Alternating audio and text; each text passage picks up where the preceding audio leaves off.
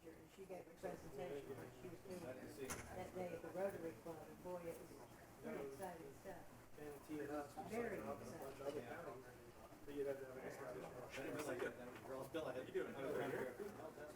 Excellent.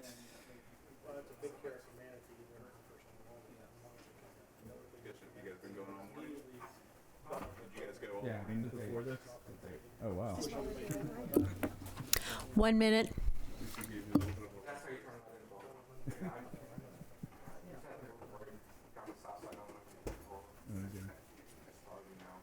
Oh, you didn't eat?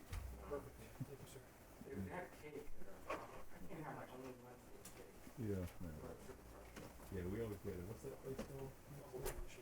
PDQ? PDQ. The South Side Elementary is the opposite direction, so. PDQ is good. It is quick and dirty. Not too dirty, but it is quick. Quick and dirty.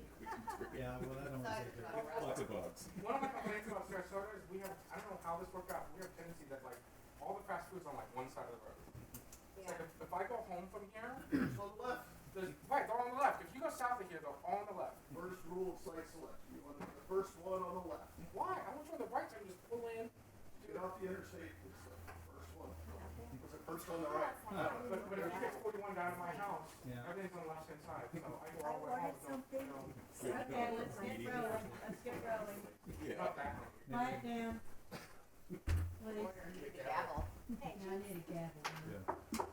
I like a gavel. Good afternoon. I want to welcome everyone to the continuation of our workshop. Today is May 21st, 2019. It's 1 o'clock, and we're reconvening with our great guests from Capital City Consulting, Ron LaFace.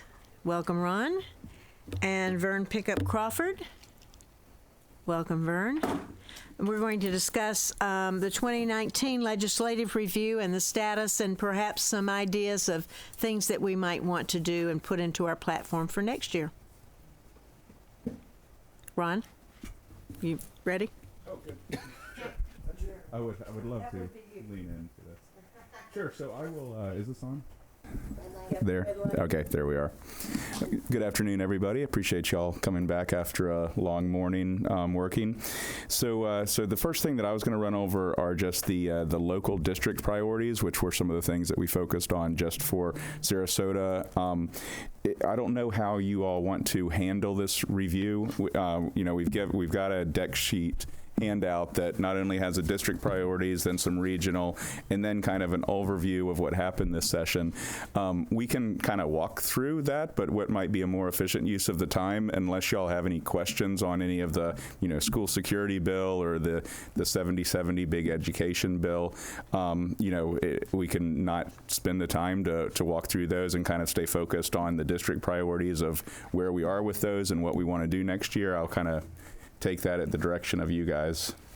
Caroline? I think that for the viewing public, we should just quickly run past what it was that we accomplished this year. Okay, perfect. Well, we'll start with the district priorities. So the first one is the continuation of state funding for our Summer Learning Academy program. You'll recall last session we received $500,000 for that. This year we received $100,000 towards that. I do have to say I'm not thrilled with the number. We were hoping for a significant more in funding. I think we had actually requested $1.5 million for the program. In order to complete the appropriation.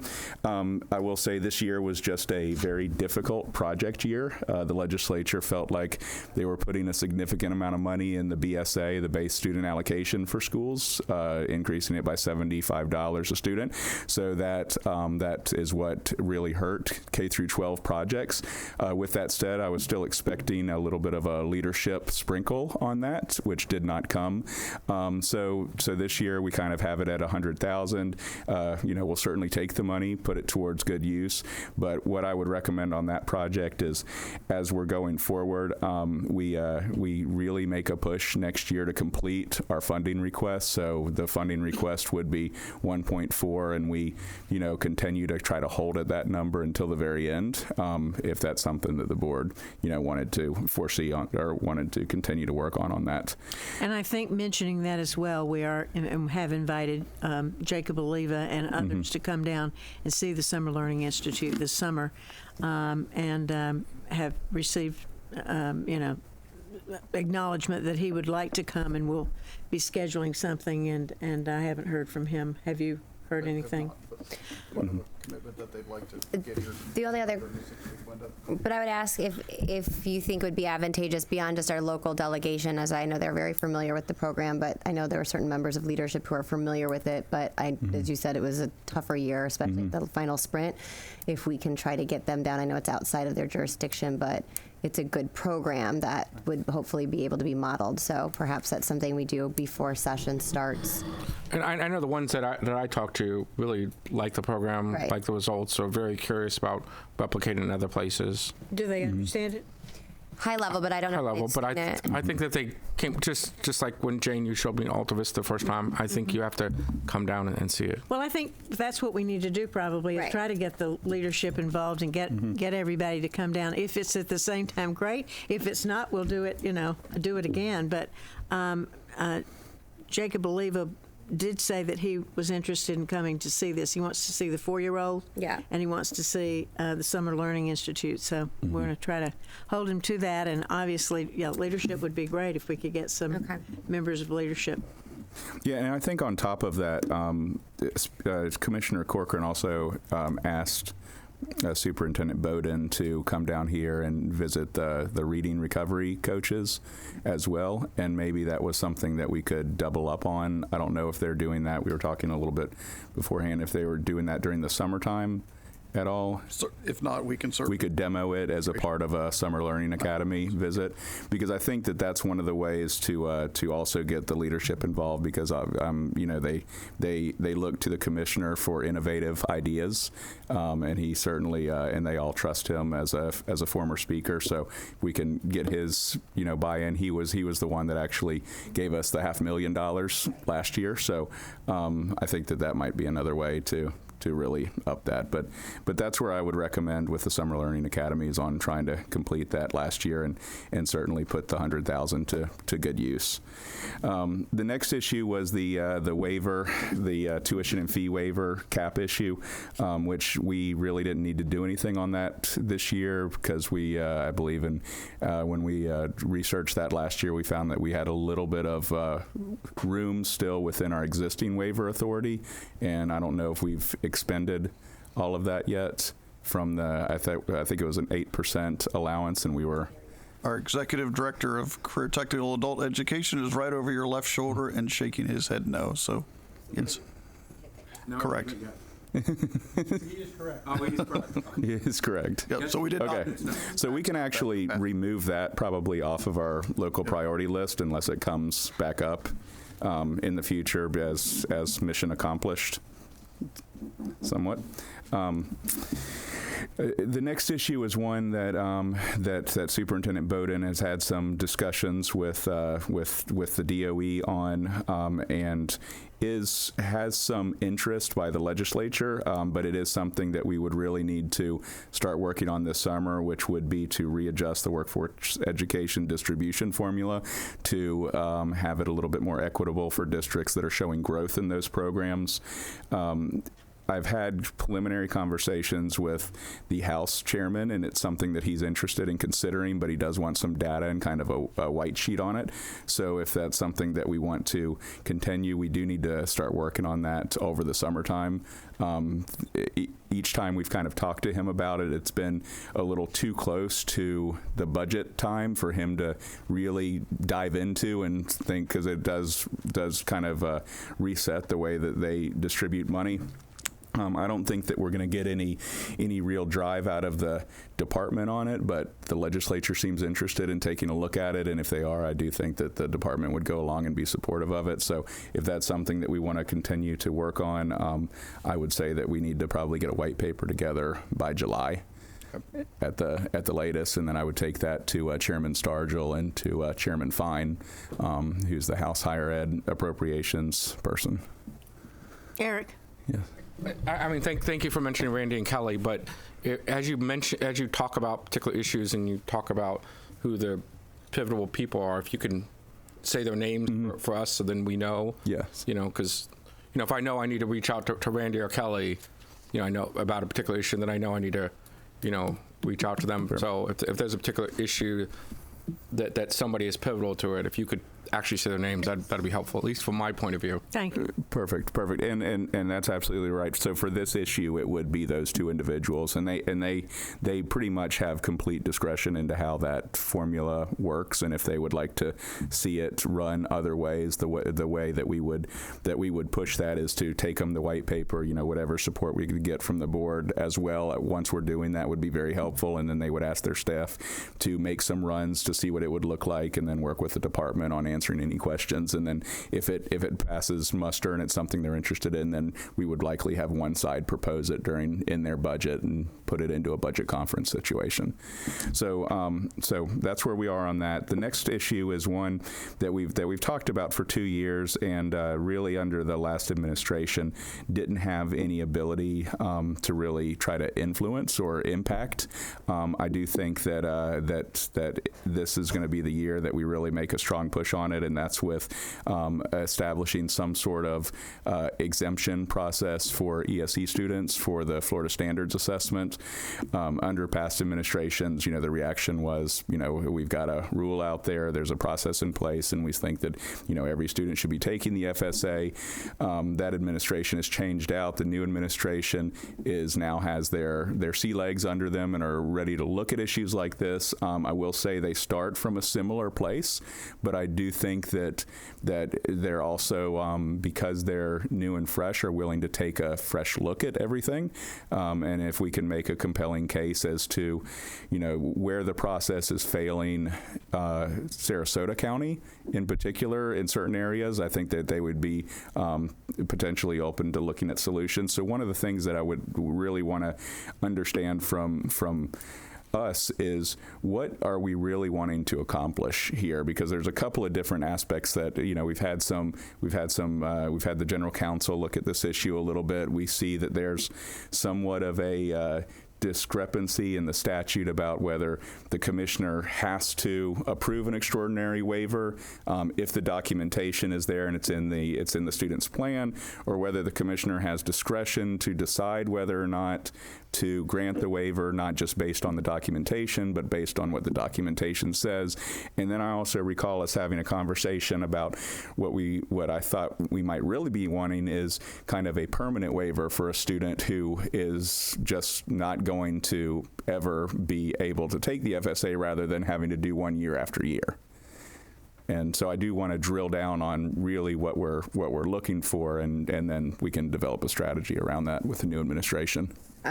So I spoke to a couple members of the legislature and DOE on this, and so what was interesting in the feedback for me, I think it is in the most extreme cases, and then you have to define as per statute currently, or if we go beyond that, is a permanent waiver. And the feedback, which I totally understand, I think I brought this up at one of our board meetings, is, well, what do you replace it with? Because the unforeseen consequences, 67 counties, we're really fortunate to have a school like Oak Park, but if you have that permanent waiver and there isn't a cap on it, let's say that you just qualify for it, what they don't want is those students sitting in a classroom and being overlooked and not getting proper care, and because with the best intentions, that is a potential of happening. And so the feedback that I got was, okay, so if we get rid of it, what do we replace it with?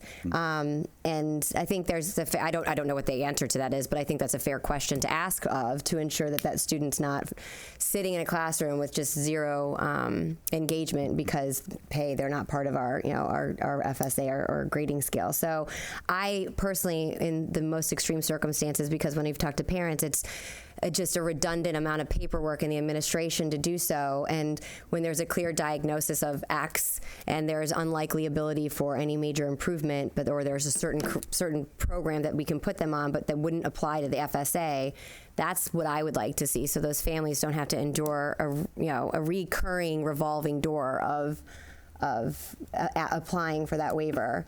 And then But again, I understand the opposite side of it is saying, just to ensure accountability, what do we replace it with? And again, that would take the educators in the room to kind of guide that. But that was the feedback I got. So I think these kids are severely, have very limited cognitive ability, and it's all being guesstimated by a teacher orally over a series of days.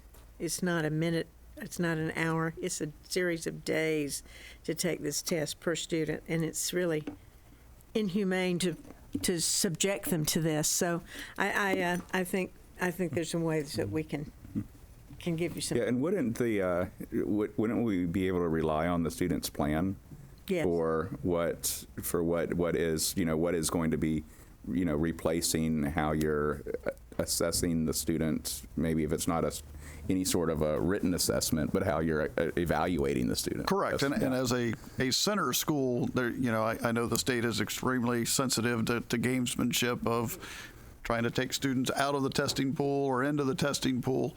Oak Park doesn't receive a grade from the state of Florida. So the idea that there are students there that would not be assessed is not gaming the grade for Oak Park. I guess where I challenge the thinking a little bit is, as you relay from the legislature, which is if they don't take that test, everybody has to take a test. And so what's the appropriate test? I think in some situations, the answer is there's not an appropriate test. And so you can go back to, we have licensed psychologists that evaluate them on a regular basis, determine progress, adjust IEP goals. Maybe there's an assessment that takes place during that, in which, we meet annually to assess the progress of every student that has an IEP. And so whether that group then attests that they're making progress or maintaining, which is the goal with many of those students. But I guess I caution us to go see if we can find a better test. No. But I understand the thinking and what they're trying to guard against. Yeah. Eric? So just give you a real life scenario. It's 2016. A girl comes up in a wheelchair, and essentially she's non-responsive. There's no way you could communicate. Ron, maybe her mother, but you could not communicate and interact with this child, and so we ended up getting her to sue in order to get the waiver, and I funded the lawsuit, and so but at the end of the day they gave her 1 year, and it was clear this condition when you meet this young lady, it's a permanent. This is the condition that severe disability, nonverbal. Lack of full motor control. It was it touched your heart, and then to say that she had to, like Ms. Ziegler and Ms. Goodwin was saying, putting her in the position of having to take hours and hours of tests. At that time, when Eric was helping with that suit, we did some research into how many permanent suits there were across the state, and found out there were 13. But at the end of the day, we won, and it was 1 year. So you'd have to do it again another year. So that was like, okay, you thought you had won, and she got reprieve, for 1 year. For 1 year, until a doctor said that she was medically able to do that. But no, she got it for 1 year. Next year you have to do the same. It was just, it doesn't make sense. And I agree with Dr. Bowden. There's not an appropriate. To find an appropriate test in that situation, Caroline, it's just not appropriate. No, I just said we need to move on. No. That's all I was Okay. saying. Okay. There's a lot to go here and to discuss. thank you for that. Permanent waiver, and that might require statutory change just because of the way the law is drafted, because it does say before the current year assessment, you have to, just on the timeline when you have to make the application. I think that's what the department's hanging their hat on, that you have to do it every year, but nowhere does it say that you can't just issue an exemption for that student for their basically their education career. So, got it. understand, and we'll get to work on that piece. The last item to bring up on the local priorities is the full-time pre-K program. Vern and I have been talking about this for quite a bit. This is really, somewhat of a money issue, and one of the things that we wanted to try to, because we've had conversations with people who are in this area. I mean, the VPK program. You've probably read some press about it recently. There's going to be a lot of people looking at that just from a provider accountability standpoint over the next 2 or 3 years. But are we trying to accomplish payment for the entire 6 hours, or to figure out a way to get paid for the 3 of the 6 hours of our program? Well, I think there's what we want and what we would accept. And so I think our first proposal was that 4-year-olds be funded at the same level as 5-year-olds, that they count as a full FTE and they run through the FEFP. You were there when we had that conversation. It was relatively short. Just a back of the napkin calculation was that's just unsustainable at the state level. And so the next step in that was to say to accept the amount of money allocated in VPK, but if the program was governed by a school board at a Title I school, that you didn't have to take everything else that comes with VPK. And I think now we have enough history to suggest there's a high quality program there. It outperforms other VPK programs. And so the idea that you would do the VPK assessment when we're doing other assessments, the idea that you would open enrollment to students who weren't part of that community, I think that's really at this point is if we could obtain the allocation for VPK for our 4-year-olds, and we would have to fund the difference. $2,437. Mm-hmm. Yeah. Not much.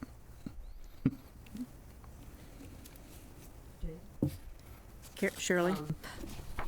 In the legislative report we received from Joy Frank on page 2 of their budget appropriations, they list out over 23 counties, and I know St. John's does it too, where over $402 million was given for pre-K programs, but that was at the $2,400 level. Mm-hmm. But I know that back in the early 90s, we funded pre-K. We were, a national model for the way we were funded pre-K. I don't know if we can find out at what rate we funded it, because I think we reduced the funding from what it used to be. I'm thinking it was around $4,000 or $5,000. And then when we pulled it all together with the daycare dollars and whatnot, they reduced the funding. Mm-hmm. But when they're all looking at it, I think they can easily see this is what happens. You don't get a good program. I mean, basically you get what you pay for.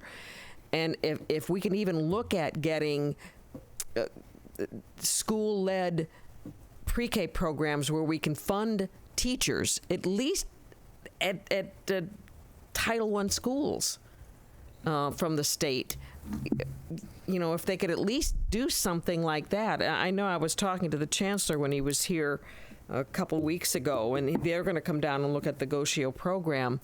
But I know it would be a hard sell to say, oh, well, you give all of them guys that much money, but give us more, or why can't we get that $2,400 for these kids? Because we gave it away to the Early Learning Coalition back in the years ago. Mm-hmm. So how do they get it? They don't go through an Early Learning Coalition? They run it all through their schools? Who, Goshio? Mm-hmm. No, you're talking about St. John's and other counties? All the other ones who get the pre-K dollars, all those other counties. So they're a provider. Depending on how they're set up locally, they may go through their local early learning coalitions. And don't we have pre-K at other schools than Goshio? Isn't there pre-K over at Brentwood? There's pre-K at a number of sites for our ESC students. Goshio is our only pre-K site for non-ESC students. And how do we fund those pre-K sites for the ESE students? Pre-K students with an ESE condition are eligible for FEFP funding. They're eligible for FEFP? Yes, ma'am.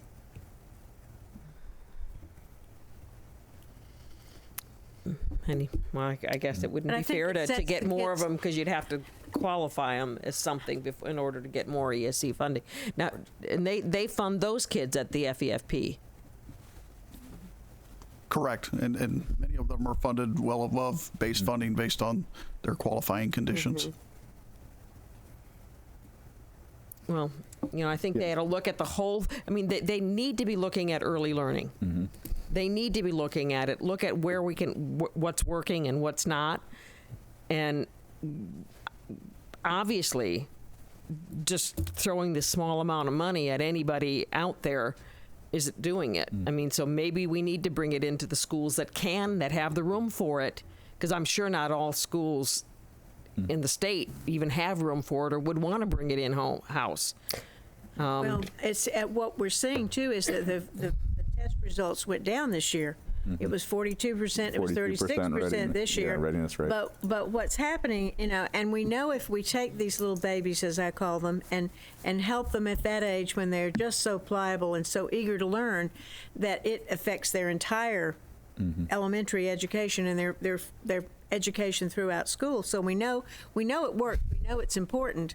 But I think that the legislature is going to put some emphasis on this. I really do. It may not happen this session or tomorrow, but I really feel like they will do that. And I think that's really something that we could get behind because I think that it's so important. What is happening now with your low-performing families, your lower socioeconomic families, is they don't put the emphasis on the pre-K. If they send their children there, they don't send them at best every day. They send them marginally, and so the absentee rate is high because it isn't a situation that they have to comply with. And so many times the kids that don't go at all are doing better than the ones that go. And so that some of the test results have shown that. But we're seeing where you get the Committee 100, the Chamber of Commerce. Yes. They're all coming together and saying, we need to do something. I mean, because if you want to increase the graduation rate, the best indicator of graduation is if they can read at grade level at third grade. And they're going to be able to read at grade level if they come to school ready to learn. And we, back up how to get it to that point. And hopefully they will be looking at that, and I think we'll continue to look at that too. But I think it's even more than just our district. I mean, I think it's a statewide issue. And I think that's something we can all agree on too, don't you? Oh, 100%. I think that's something that we all can look at and reflect on and say, this is a big need statewide as the state grows, and we can all look at that as something to work. The question I was going to have is because I think it's, I don't even know if it's debatable. Early education is paramount for the trajectory of success. I think the funding component that you hit on, it's off the table because there's just how do you even do it? And even some results are all over the place, whether it be private provider or district provided. Some are great, some are horrible. I mean, it's not all things equal by any means.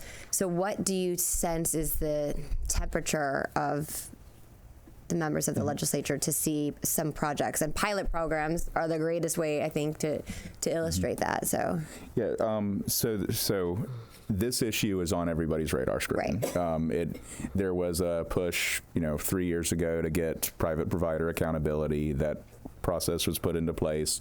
There's a number of providers that are on probation, and that the department hasn't shut down yet, but and they are all making the claim that their assessment isn't really aligned to their performance, and so now the department's putting in, they're going to start measuring learning gains, and it might help some of the folks that are very close to the edge, but it's not going to make any major changes. But from we're going to take a look at how our early learning programs are doing in the state of Florida. That's definitely at the forefront right now. The commissioner's engaged on it, the governor's engaged on it, and the legislature is somewhat getting there. On an issue like this where you've got early learning coalitions all throughout the state, the legislature certainly hears a lot about that from the coalitions, and so they're somewhat hesitant to dive right in. But when you do have executive leadership too, who are very interested in it as well, you do end up getting a very hard look, or maybe even a proposal from Corcoran and the governor on some things similar to what we're talking about here. Going to a full FTE is probably not on the radar screen, but allowing for programs like we're doing here, I do think are things that can get on the table. I would say that, we certainly, I think that you framed it very well, Superintendent. We have what we would want, what we would like, but we also would say at the end of the day, well, here's our program, we're showing success with it. Why aren't we having access to this, the $2,200 or whatever it is? And why isn't this a model that if you're, we can even show you results now, and so it doesn't even necessarily need to be piloted. It should be an option, but if it's not, then we'll certainly, officially pilot it for you if you'd like us to. And so I think that's where we go with that, but I also wanted to just make sure that that was something that, let's say, the world aligns and we do get some interest in saying, okay, well, Sarasota, we're going to let your program, receive state funding for that, if that's something that would be, that would be helpful to you all. I assumed it would, but I wanted to have that conversation here. Well, we would want to talk with them about our pre-K program as well when they come down this summer. Yes, and also just to make sure, because they'll always try to. There's going to need to be some crosswalks into where our program is versus what the required program is, and what we do differently. I mean, we do spend. One of the things that I was mentioning with Vern is how divergent are the programs at the end of the day? I mean, because we've got the kids for double the time, is what I recall. Ron, I can save the state a whole lot of time and effort here, and I can tell you what the issue is. The issue is college-educated, state-certified teachers. That's the difference, is that in school districts, we're employing certified instructors, and I don't fault private providers. You cannot get a college-educated, state-certified teacher at $2,400 per student. And so it's any instructional program. The determinant of success is the effectiveness of the instructor and the supports that are put in place. And so it's going to come back to funding. I think our argument to the state is, we understand you're not willing to pay the full FTE, but if we're willing to supplement the difference, why wouldn't you let us? But I mean, this committee is going to look long and hard at it, but at the end of the day, they're not employing state-certified, college-educated early childhood teachers. That's the difference. We will, and I think that sounds like the practical difference. We will want to do probably get exactly what our program is and do. And that may be the commitment that we make to them, is that they have a certification standard for pre-K teachers, but it does not include a bachelor's degree. We're providing both an aide and a certified teacher in our pre-K programs, of which the aide would stand alone in most private providers. And are we doing the pre-post assessment, all of the other pieces that are there? Okay. We entered the first class into kindergarten this past year, and the kindergarten teacher didn't know what to do with the students. What was their? Her natural prep was so far, they knew everything that. What was the readiness rate? Do you remember by any chance? Of the ones in our program? Yes. It was 100%. Really? Yes. No, coming out of. They took flickers and was 100%. Yes. At GoShow, the 16 of them. Yes. Yep. 16 of the 18. There were two students that turned out to have ESE issues, but the 16 were great. Eric? A wholly unscientific approach. I went out to GoShow, and I went to the classes of the kids that had gone to the summer and the kids that hadn't. It was like night and day. I mean, asking them what today was. I mean, today those kids who had gone, it was a noticeable difference between the readiness in kindergarten versus the kids who weren't. In fact, I went to go in the pre-K room, and those kids in the pre-K room were ahead of where the kindergartners were, who hadn't taken the pre-K. It was the most amazing thing. I mean, you just come down and you look, and you just ask the kids, what's today? And seeing who knows those things and who doesn't. It's just night and day. I mean, it's startling. Moving on. All right, so the regional and state, I'll start out with the first two really quick because I want to get to the second one. First one is obviously the flexibility that everybody was looking for in Safe Schools program, and the allocations was accomplished in 70-30. There were a lot of changes made in that bill, a lot of cleanups, a lot of things that make more sense in the world, but I don't really think that there's any issues that we have with any of the changes No. that came through on 70/30 for school security. The next issue was an issue that was a priority of our district, and Representative Good really picked up and pushed this year. And after years of this issue being out there and talked about, we finally drilled down into what the problem is. This is the reemployment of teachers after they've retired from the district to be a substitute, volunteer, whatever the case may be.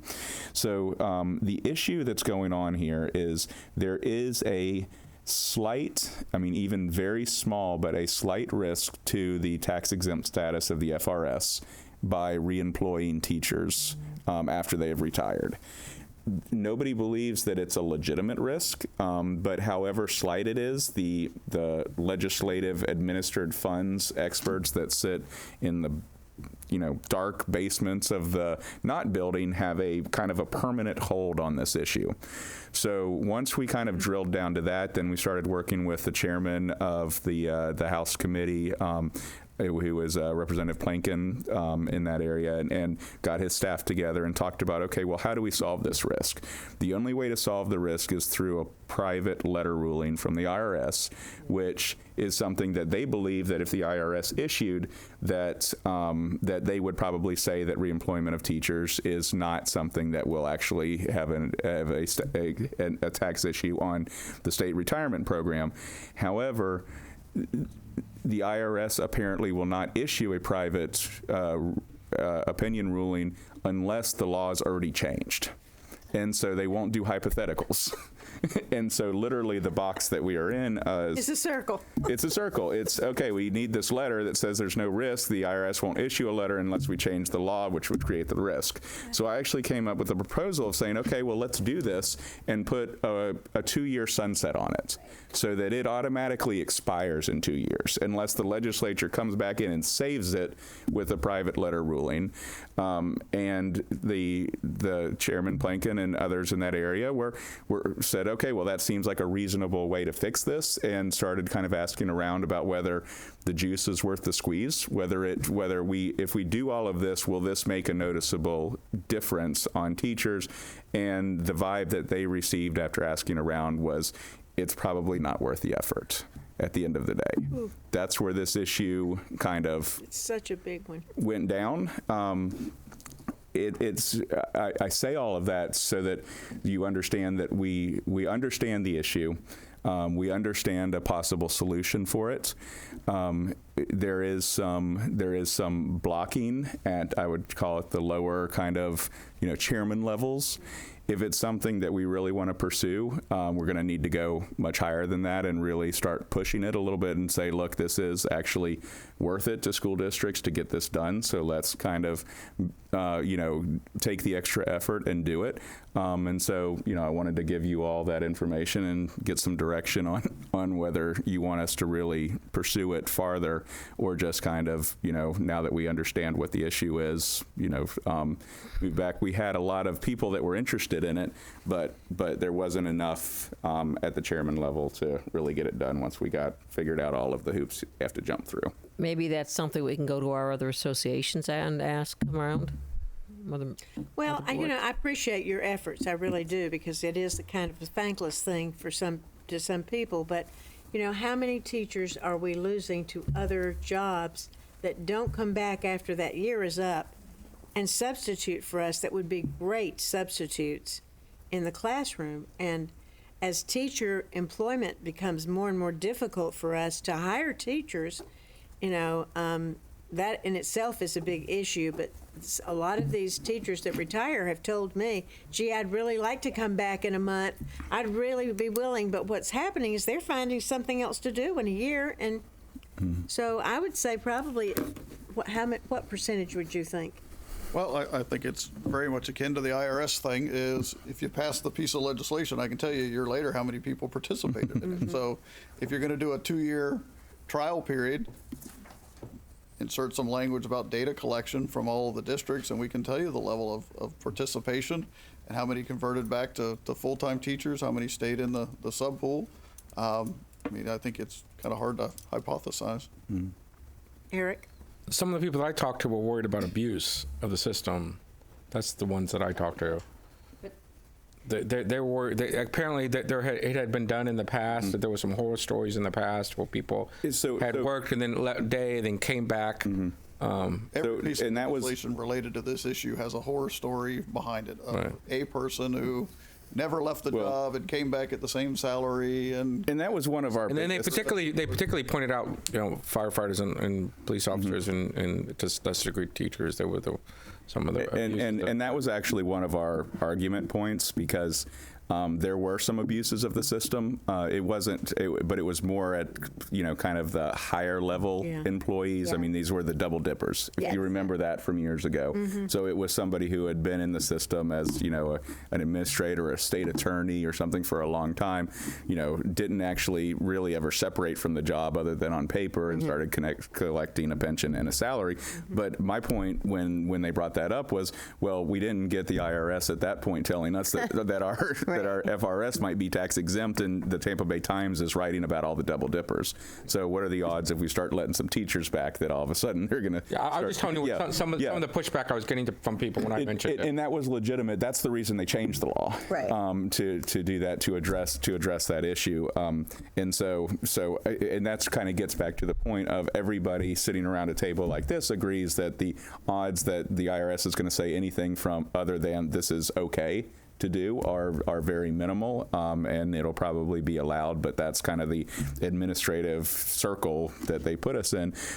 It sounds like it is something you guys would like to continue to work on. I would say that we do need to get other similarly situated school districts, maybe the consortium, a number of people to put it as a top priority to them, because it's not so much of a heavy lift from the standpoint of the policy. It's more of a heavy lift of trying to get the inertia Indicate the to get it need. done, because we're going to be setting something up in a sunset, and then they're going to have to write a letter to the IRS, and nobody really wants to do that at the end of the day. But I'm somewhat surprised, because I think it's a conversation not just statewide but nationally about the shortage of teachers, and so if this is to help us sustain some regularity inside of our classrooms while we hope that we're able to have some additional succession planning, I would have to assume the statewide, each district would be able to say, absolutely, if we had this option, we would be much better off. So, I mean, is that what you're hearing? Okay. Yeah, we can work on that. But I just think that, it's a no-brainer. They come back at a daily rate, so, they don't get any benefits. It's really an easy one. And a lot of them are great teachers and really would love to come back and substitute. And would do a fine job, a better job. They understand. Their orientation is they understand the school district, but you let it go by for a year, and they found something else to do, and they say, I don't think so. Certainly, and even on the volunteer basis, this change needs to be made to accomplish it. So, and to your point, Ms. Ziegler, I do think that we started that conversation with the teacher shortage. And I think that they kind of went off on the route of the things that we were doing on the teacher certification exam, all of the other things they did this session, and kind of felt good that we're addressing the teacher problem. There's no one single solution. We're not going to see a huge change between last year and this next year, so we can put this right back into the next year. This is one of the ways to address the teacher shortage problem, and I think that because they've kind of taken all of the low-hanging fruit, which is what they did this session. This one's going to require a little bit of effort, but at the end of the day, it's something that we feel that would be helpful, and I think we just need more people asking about it with us and saying, look, we think this will be helpful to our district as well. And that's, in my opinion, how we overcome the lack of interest in just taking on the work that this is going to take. So, And I think if we do an exit interview with these teachers, we perhaps need to ask them if this is something they would have considered if it were feasible. It's a great idea. All right. Vern, you want to pick up from here? Let me just add a postscript there, is that we began this whole thing talking about being able to have teachers come back full-time after 1 month, if you remember. And that does pose both an FRS and a definition of defined termination. issue. So we did the fallback going to substitute teachers, which was in the law prior to 2009.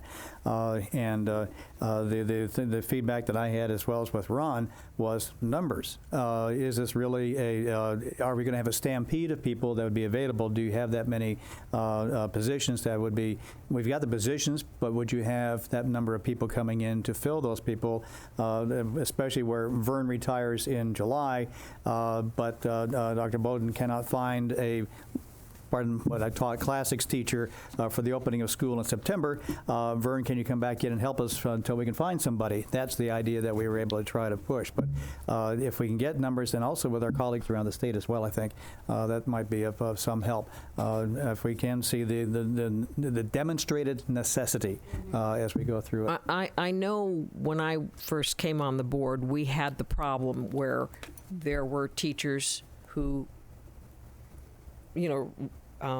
retired, their drop date came, and they wanted to be rehired, and they were upset because we were saying, no, we don't need you. And they were, wait a minute, because they expected to be rehired. And I want to make sure that we don't set that expectation up there, too, that just because you retire, we're going to now hire you on as a substitute or a permanent sub or anything like that, because I know that happened before. I mean, they were upset after they retired that we didn't hire them back on again. And so with that law changed, plus this other, there is that problem that was out there. I don't think any of you were on the board, but Caroline might remember that, but it's just a warning. The other two, okay, I'm sorry. Just to think outside the box, could we contract with Landings LLC and to provide teachers for us, and those teachers work for Landings LLC, not for the school district? Yes. There's an entity that specializes in doing just that. It adds about 25% to our cost per hour. Well, maybe Landings LLC could do it for a less of a percentage. Well, there does have to be an arm's length transaction, so that arm's length costs you about 25%. Not everybody's arms are the same length, Dr. Bowden. There's a group of retired administrators out of Hillsborough County. I'm winking my. I don't know if you saw this, Todd. Todd, do you see that? I just thought you had a twitch. Okay. I thought there was a To Mr. Robinson's point, when we our first meeting was with the Division of Retirement at the state, and that's what they said they do. They said just go hire a TPA company, third party employee company. That's what the state does to get around this. But it's the cost. costly. Yeah. It's only for 1 year, right? It's actually for 6 months. 6 months, yeah. So they would have to work for Landings Inc. for 6 months, and then. 6 months. Because it's currently 6 months. Oh, so they'd have to work for Landings Inc. for 6 months. Then after that, they could become employees of the district. Yes. Correct. Yes. So, Well, you can fix the law or you can work around it. Let's fix it. Yeah, let's get, we've got 12 minutes left. So moving along. Briefly, the base student allocation, this is the largest increase we've had in about 6 years. It beats the 47 cents that we had for this current year. There was a commitment that was made by both the Speaker and the President, specifically Bill Galvano, to do better with increasing education funding. The base allocation, as you know, is I call it the lifeblood of the classroom. You've got all the other categoricals out there. This is what runs the school. So it is somewhat lower than what the State Board had recommended, but for the legislature, it is equal to, it's actually more than equal to all the increases we've had combined since 2015. So they really did make a significant effort, and especially when you look at K-12 funding compared to other educational entities for this past session. And I think our legislators know that we're looking at base student allocation. They know to look at that number now, not just the overall number, but base student allocation and how important that is to us. Correct. House Bill 1027 was the piece that did come out. There was more major legislation that Representative Aaron Grahl had on the pre-kindergarten and early learning that passed the House, did not make it through the legislature. That's the genesis for the recent push by the governor. But 1027 does try to establish higher quality for training and also pathways for teachers to come into early learning. There is, I believe, I want to say $10 million been appropriated for that in the budget. I'm plus or minus a couple of million off, but at any rate, to try to establish indicators as well as to get the quality of instruction moving, and this is something which hopefully we'll be monitoring with the state board and the commissioner over the coming several weeks. I mentioned about the quality indicators. They passed the House, but they were not accepted in the Senate. These other bills, I do have the 6 inches worth of paperwork in my car I can bring. Otherwise, what we thought we'd try to do really is to sort of hit some real brief highlights, especially for the viewers here. House Bill 7070 was an early train. This was the listing of what priorities have been set by Speaker Galvano on the Senate side. It is also significant to note this year the Senate played a much more active role in K-12 education than they had the previous 4 years.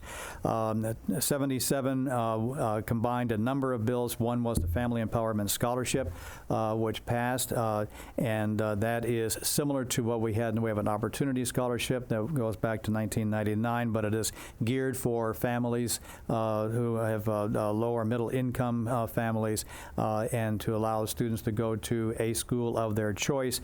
The funding is roughly 95% of the base student allocation. I'm sorry, the FEFP funding, except for special education. ESC is not included in that. They expanded the number of turnaround schools that are eligible. The good news is we don't have any. That's right. But in the event that we ever did, the services are much improved over what they were. The school plan survey, there were changes in facilities construction, which I will openly acknowledge that Mr. LaFace had a very direct hand in accomplishing. Thank you. Much of that is in terms of not having to do with the cost caps if the projects are funded through the certificates of participation or other type of lease purchase program. There is also effort in there that deals with exemptions of what is counted in terms of cost for construction, and some further leeway with SREF requirements. I can go on. There's the bill contains a number of other things in there, and we sent that out. And hopefully that is posted and available. On 77. Well, on that, right. I want to send a shout out to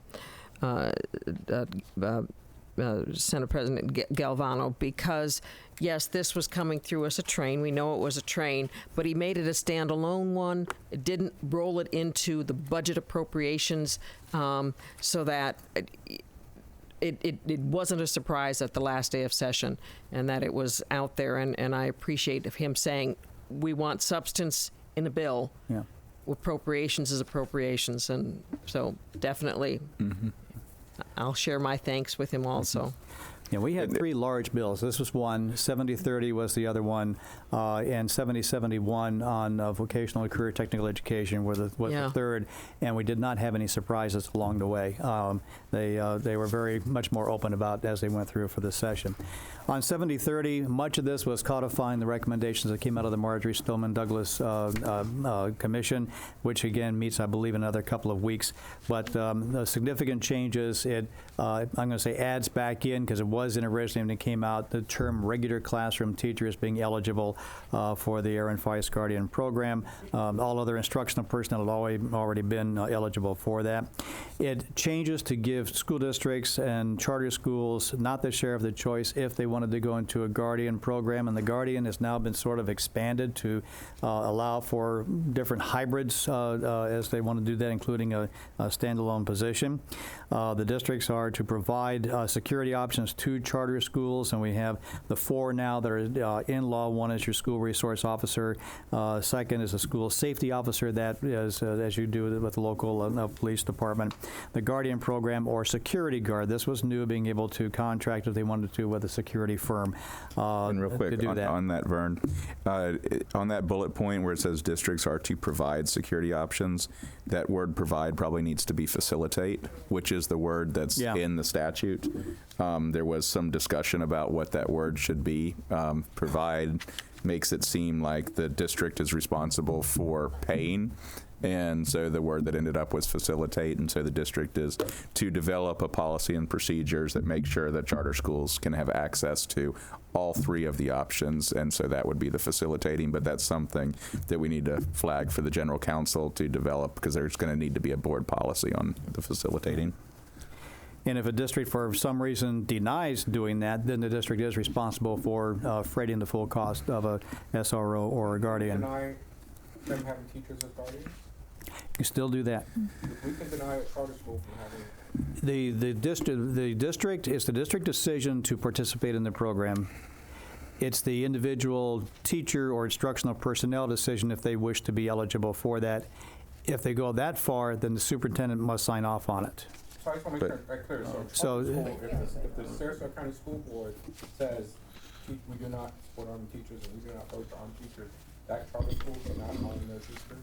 That charter school at this point can. Can. Can or Can. cannot? Can. All right, I think. Yes. Yes. No. All right, I No, it's speak, can. Eric, so if I could have a chance. All right. So if we were to deny the school the option to use the Guardian program, then we would be responsible for providing a school resource officer at our cost. I do not believe if we authorize the Guardian program that we can then say it cannot include your instructional personnel. No, And so, but I'm trying to understand. I don't mean to serious. When you say authorize Guardian program, does that mean it's going to come to a vote? Charter school can, yes, the charter yes, school teachers regardless. no, here's how it's going to go down is you're going to be presented with a policy that authorizes charter schools to select from the 4 options authorized in statute, that the choice is completely theirs, that they're to select the option that is best for them, and that they bear the full cost of it. If the board were to say, well, we only want to make 3 of those 4 options available, then one of the options would be, then you can have one of our officers at our cost. And when will that come from the board? It's in process. It is. It's identical to what we did last year. We got a legal opinion that it did not require board action.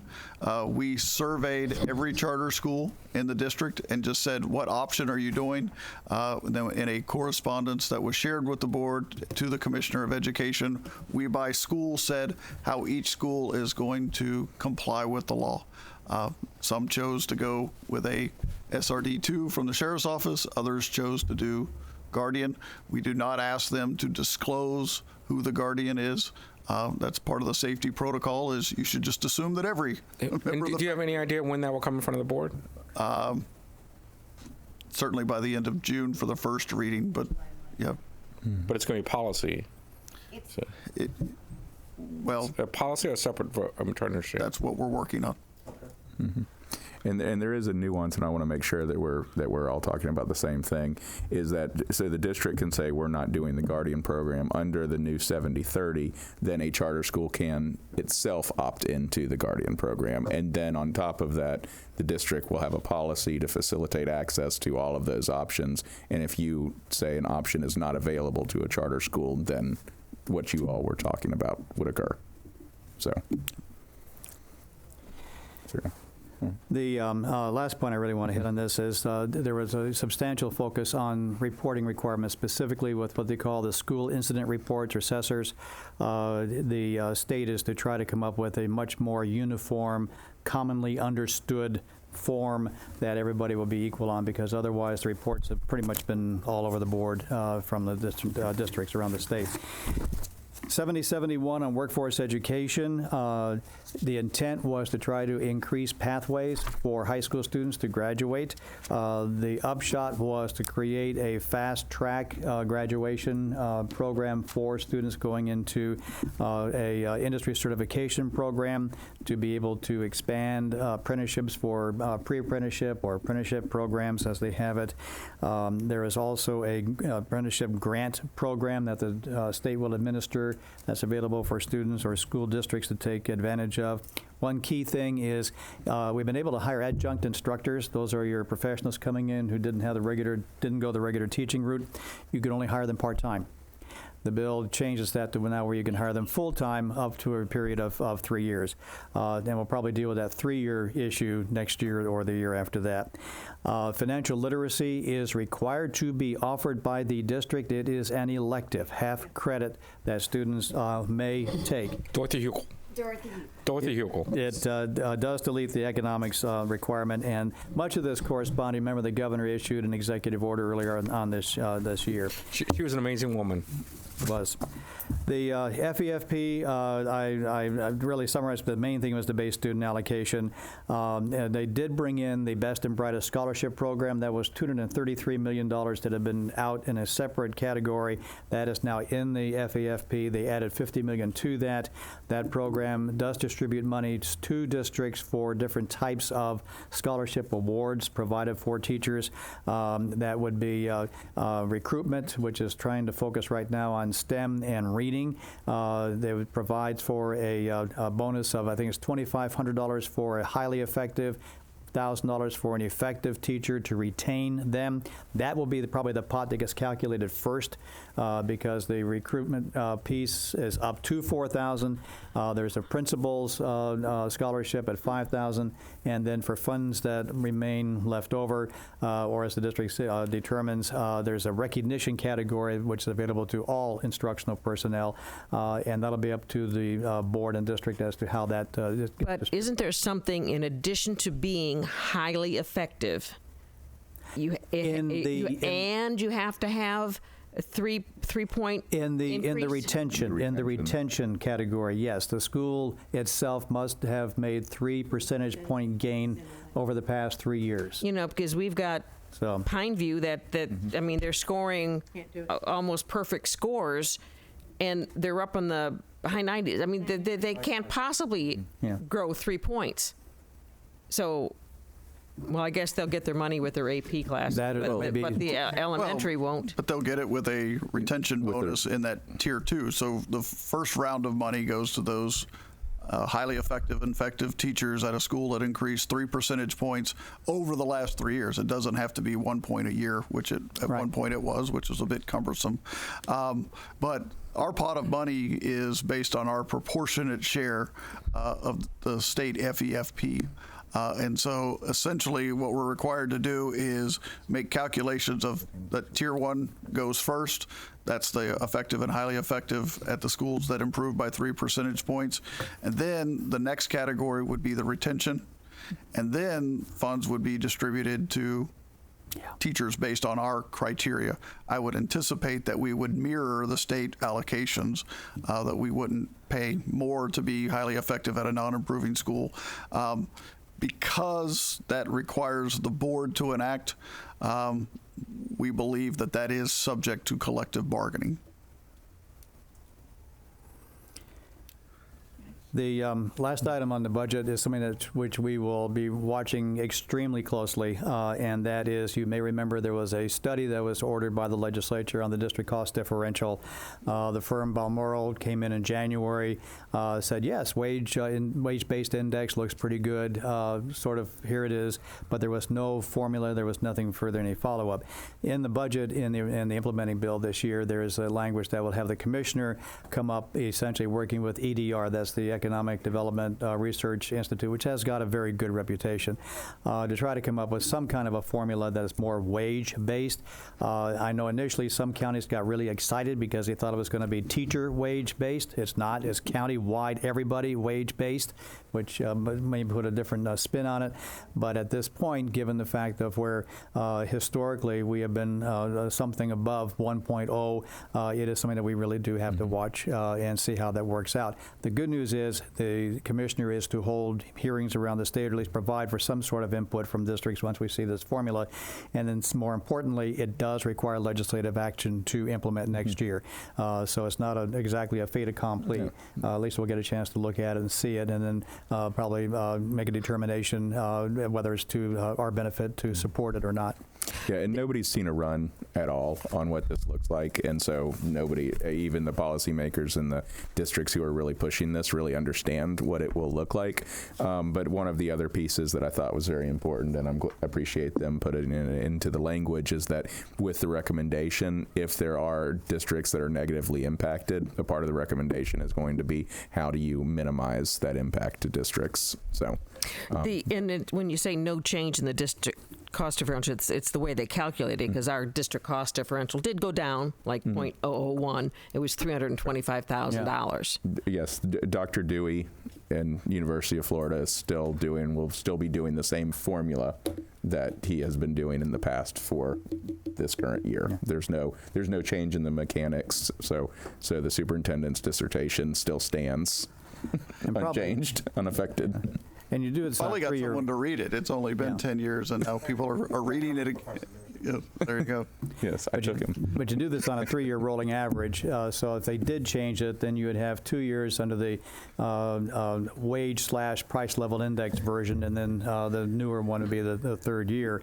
But as Ron said, for those of us who were around in 2003, 2004, or earlier, I might add, this has been a hotly contested issue anytime it's come up, and the issue of being able to hold harmless counties so that you don't take any nosedive or any really steep cut for the first year or 2 or 3 would be significant. But nonetheless, we still need to see what the formula looks like. Well, and I just want to restate what you just said.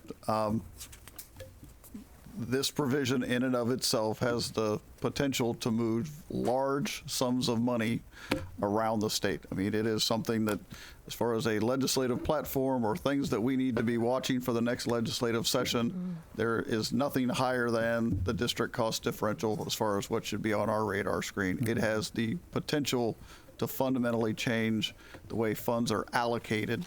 I don't want to overstate, but it is a big issue that we need to keep an eye on. True. Question. Madam Chair, I know you have a time frame here. Did not know if we wanted to deal with other bills that passed. Any questions? Anybody have any questions? Well, I want to thank you for your hard work. I have heard nothing but good things about you all and the efforts that you have done on our behalf in Tallahassee this year. And I know that you worked your tails off in session, and it was hard work, and we really appreciate the efforts, and we like working with you, and at least I intend to make sure that you stay with us for as long as I can make that happen. But I just want to say many, many thanks for all your efforts, and we'll get back to you in June about what our platform hopefully will be. Caroline? I thought we were going to do that. We were going to discuss with them even an outline of what our platform might be. Well, we're going to have to do that, at our session at the end of June at our next workshop, because we've run out of time. Mr. Chair. I do have, in anticipation of that, just the discussion we had in the workshop, I have a pretty good feel of what we need to be working on today. So up until that time, I'll go ahead and start doing some of the preliminary work on things that we want to continue. So I appreciate it. Thank you. And tell Megan thank you, too. She was great. Yes, and please tell her that we missed her today. She's sorry she wasn't able to be here today. Thank y'all. Thank you. Now, does your plane leave immediately, if not sooner? No, I get to go through Atlanta.